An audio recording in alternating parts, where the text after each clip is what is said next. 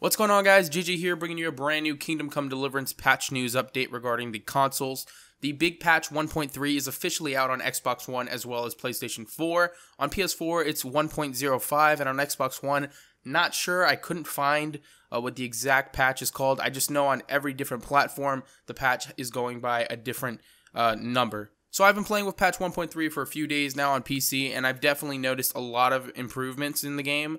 However, I do have a couple of issues regarding the loading times, as well as how when you load into combat sometimes, the world is alive and everything while you're still loading. So enemies will be attacking you while you're loading, and you can't do anything about that. I don't know if that issue is present on the console version. I just want to let some people aware of that. Now, first thing you probably want to know is the size, and the size kind of varies. Reportedly, I don't own a PS4, by the way, or an Xbox One, so I can't be exact. So, take my word with a grain of salt when it comes to the patch sizes. But the PS4 patch size is reportedly around 15 gigabytes, where the Xbox One patch is around 4 gigs. Why is one so much bigger than the other? I'm not 100% sure. I think that Warhorse made a statement on this a few weeks ago regarding the patch sizes and how come they're so much larger on PS4. And once again, don't take my word on this because I'm not 100% sure. But I think that the way their patch process works is they override the files or something like that. And on PS4, it just kind of, it's larger, it duplicates files or whatever. But once again, not 100% sure on that. But anyways, you guys don't care about that shit. You just want to know about the patch details. So let's get into it. So this patch is said to fix a ton of issues, over 300 quest bugs, as well as the lockpicking and pickpocketing fixes that so many people have been waiting for. And a lot of people have actually been waiting to play the game until this patch was out, because Daniel Varva as well as Warhorse has been saying that this patch is going to fix a ton of shit, and it looks like it has fixed a ton of stuff for the most part. So the first thing that people will be glad to hear is the game now has a save and exit feature. Saving is more robust and saves won't get corrupted even if the game crashes while saving. Performance has been improved. LOD switching has been tweaked, reducing pop-in and improving texture streaming. Stuttering in areas has been reduced. And it has slightly smoother frame rates with VSync 30 on a console. There's now a VSync in place. Your screen shouldn't be tearing up. The lockpicking has been improved. There's a new interface with the lockpicking, which actually is pretty good. It's very much like sectorial lockpicking, which was a mod that came out like literally right away for Kingdom Come Deliverance. Just basically makes it a little bit easier. I'll put a video up so you can see. Easy and very easy trunks are now easier to lockpick with a controller. Once again, can't speak firsthand because I don't own a PS4, so I don't really know. And when I lockpick on PC, I still use my mouse and keyboard even though I play with a controller. The pickpocketing has been improved. You'll no longer get caught if you stop at the beginning of the minigame for pickpocketing unless someone sees you. The risk indicator is now much more precise. When green, you are sure not to get caught. Alchemy benches will no longer shoot you into the air straight to the sun or the moon.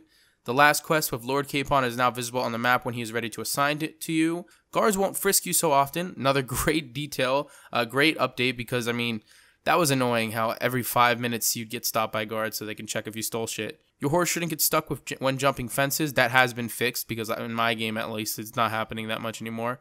Horse items are cleaned along with player items in bathhouses. You can see when looking at a bed whether it will save your game. Another thing that a lot of people have been asking for because they've been sleeping and they're like, why isn't it saving my game? So now you know exactly what beds will allow you to save your game. You can sleep on beds without having to sit down first. Leveling up stealth by sneaking past enemies is now more consistent. Sneaking past sleeping NPCs is now easier. Some easily accessible trunks with extremely good loot have been removed.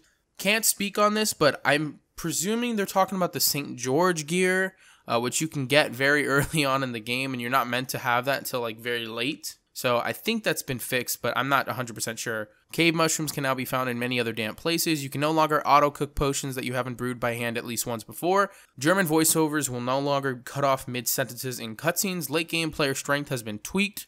Awesome, because late game there are some balancing issues because you become too OP. Some combat perks that were intentionally overpowered were tuned down. Weapons scale less with high-level stats. It should now be much harder to kill high-level enemies with one hit. Unless you're helmetless like stupid Runt. Love that. I killed Runt in one hit. I don't know about you guys. Other combat systems have been tweaked. Untargeted attack has been exploited. That exploit has been fixed. Enemy archery has improved. Meaning the AI on enemies, they're going to be able to shoot you a lot more now. Guards now react to combat more aggressively. So a lot of stuff has been fixed. Various quest bug fixes, over 300. Improvements to lockpicking as well as pickpocketing, and some late game balancing issues have also been fixed, making the game a bit more difficult because after about 30 hours or so, you kind of become a god in the game. I mean, it's so easy for me to take on multiple people at this point.